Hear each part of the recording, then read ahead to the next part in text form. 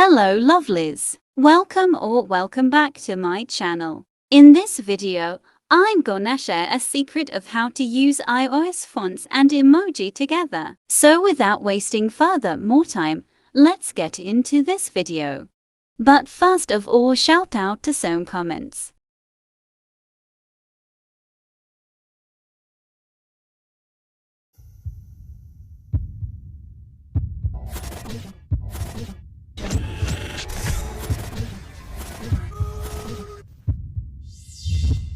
First of all, you need to get iOS fonts and iOS emojis separately in your Android phone.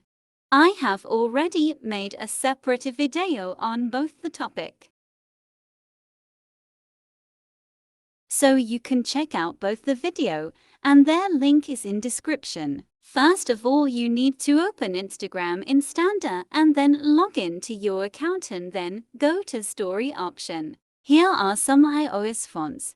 In Instander Instagram, only iOS fonts are available, and iOS emoji are only available in the first text, so do watch it carefully how I'm doing it. Choose any font and then put some space in that text for iOS emoji. Here is the iOS emoji.